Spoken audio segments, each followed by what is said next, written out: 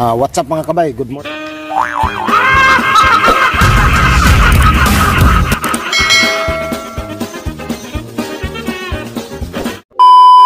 Good morning sa ating lahat. Dito mga kabay, may gagawin tayo.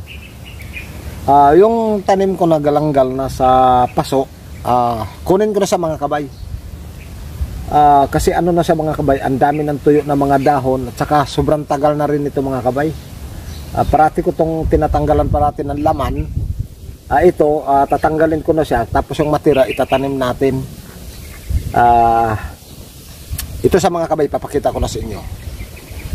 5 minutes later.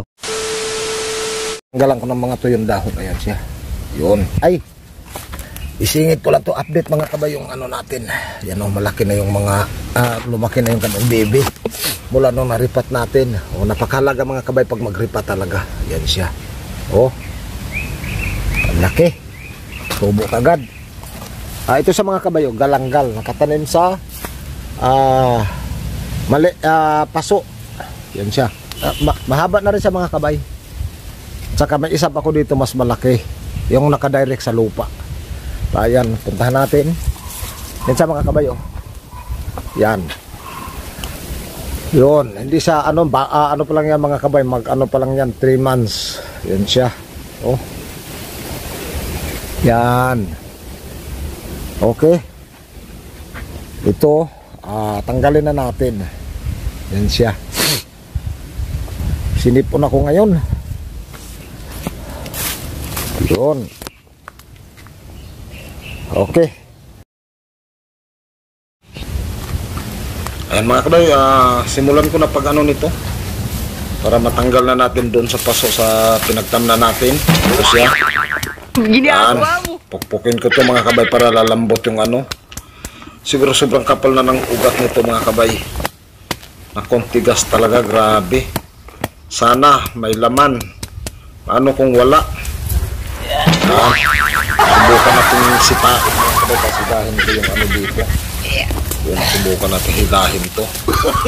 Ay, tigas talaga, grabe. Isa pa. Aray ko po. Ay naku mga kabay, grabe ang tigas niya talaga. Ay, sobrang tigas. Ayun. Sa wakas natanggal din natin siya. Yan, grabing ugat mga kabay. Yan. Kailangan natin itong pukpukin para madurog. Ay naku, sobrang tigas ng ano mga kabay. Dumikit na yung lupa kasi nito. Yan siya. Yan, kailangan natin uga-ugain. Sus, ano ba yan? Grabe, kailangan ko sipain. Bugbog sarado na to sa akin mamaya. Ginagawa. Tigas. Ay naku, ano ko kayo ito matanggal. Yan. Ikaw ha. Grabing tigas talaga niya. Sobrang tigas mga kabay. Yan, pokpokin. Sinunto ko na yan. Grabe tigas talaga mga kabay. Na ano, sobrang kapal kasi yung ano niya. Yung ugat, kita nyo naman yung ugat. Yan, kailangan kasi talaga natin mga kabay matanggal yung ugat, ang lupa para makuha natin yung laman. Ang hirap pala mga kabay pagka nakatanim siya sa ano, sa tawag nito, sa paso. Hindi rin siya makapaglaman ng ano, marami kasi yun na nga, naiipit siya ng mga ugat. Kailangan talaga natin pala pag magtanim tayo ng galanggal, kailangan natin itanim diretso sa lupa para mas marami siyang ano mga kabay, mas marami siyang laman, hindi magkumpul-kumpul yung ano, mga kanyang ugat. Yan, katulad nito, sobrang tigas na yung nag-block na yung kanyang mga ugat mga kabay. Yan, medyo mahirapan tayo nito pero okay lang. Tsagaan din natin, matatapos din to, makukuha din natin yung laman. Ayan isa-isa na natin natatanggal. Yan, saka na lang natin sa ano, ito, pangatlo na. Yan, 4. Yan. Ganito lang mga kabay yung ano natin mga gagawin. Tsagaan lang talaga natin. Matatanggal din to. Buti na lang may kawayan ako dito na matulis. Yan ang gawin natin ano, yung pangtagal ng lupa. Yan siya. Tsaga-tsaga lang. Ganito lang talaga mga kabay ang pag ano nito.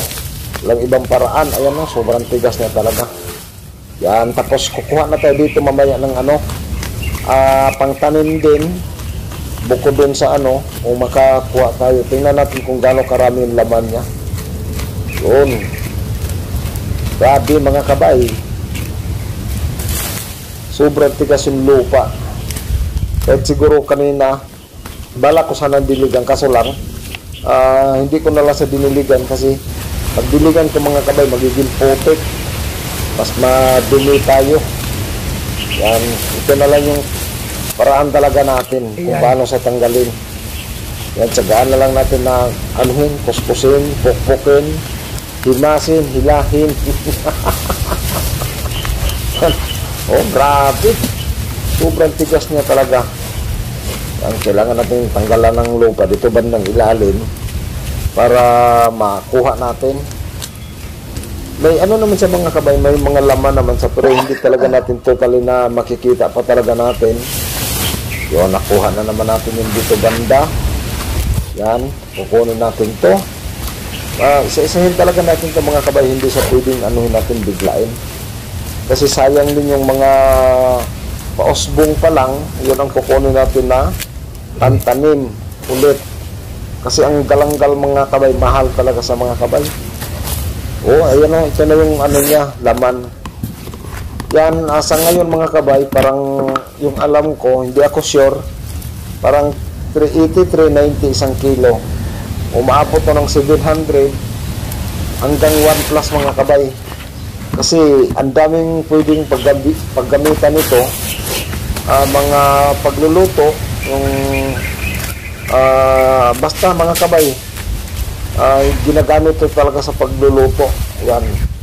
Kaya nga nagtatanim din ako dito kasi yung anak ng boss ko nga, may restaurant sila, Thai food ang kanilang ano mga kabay, menu, Thailand food. Yan, may restaurant din sila sa Makati, sa may Binabi District.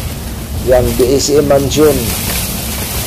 Pwede nyong puntan mga kabay pagka gusto nyo tumikim ng ano, Thai food. Yung pangalan ng resto nila, Chiang Thai.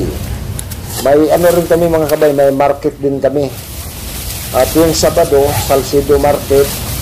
Pagkalinggo naman, Legazpi Market mga kabayan, nagbibinta kami doon. Kaya ako pagka ganong ano, pupunta na ako doon mga kabay, Biyernes ng gabi, tapos hanggang Linggo ng gabi din kami uwi. Yan. Ito, di ko alam mga kabay kung sa probinsya namin ito yun. Basta parang iba yata eh. Ito parang galing sa Thailand mga kabay. Di ko lang alam mga kabay kung ano talaga yung ano nito. Kasi dito rin ako nakakita ulit na dito na sa Manila. Mula nung nag-ano sila, nagtanim kami ng mga ganito. Kaya makikita niyo mga kabay sa mga vlog natin, yung mga holy basil, yan, sweet basil, yan ang mga ginagamit talaga nila. Yan. Sana mga kabay, tapusin niyo yung video natin. Kung ano talaga yung laman nito, secret pa to, secret kasi hindi pa natin sa maano, kanina pa tayo dito. Parang nagre-wrestling tayo. Yan. Unti-unti naman natin natanggal mga kabay isa-isa. Pero grabe mga kabay, sobrang pawis ko na. Kanina pa tayo dito. Yan o, ito yung laman niya. Mamaya pagka makuha natin lahat, hugasan natin ng tubig para makita niyo talaga mga kabay kung ano talaga yung itsura ng laman. Grabe talaga, sobrang tigas, nagdikit-dikit kasi yung ano, yung ugat naglock. Pero walang matigas na ano mga kabay, walang matigas na tinapay sa mainit na kape. Yun, natanggal na natin sila isa-isa. Tapos makakuha natin ito ng mga panibagong ano mga kabay, pampunla, para maparami din natin sila ulit mga kabay. Siguro magtanim din ako ulit siguro sa ano, yung sa paso na yun, yung pinagtanggalan natin kanina. Titingnan natin mga kabay,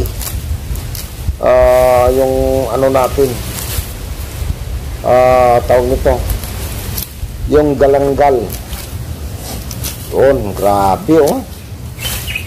Sus, ilang minutes na tayo dito mga kabay.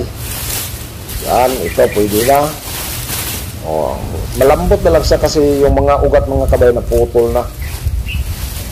Yun, kailangan talaga natin na tiyagain para lang sa matanggal. Yan, ginamitan ko sa ng kutsilyo na mga kabay, inihiwa ko na. Kasi pagka hindi ko hihiwain, parang luya din yung ano yung mga kabay, laman. Yan, parang luya. Pero ang luya kasi pagka binunot mo, napakalambot. Madali lang siyang tanggalin. Yan, luya din mga kabay, ginagamit din nila yung mga luya na ano. Yung sa atin. May isa pa sila mga kabay, di ko lang matandaan yung pangalan, maliliit. Mas grabe yun mga kabay, mas mahal yun. Kalimutan ko lang yung pangalan.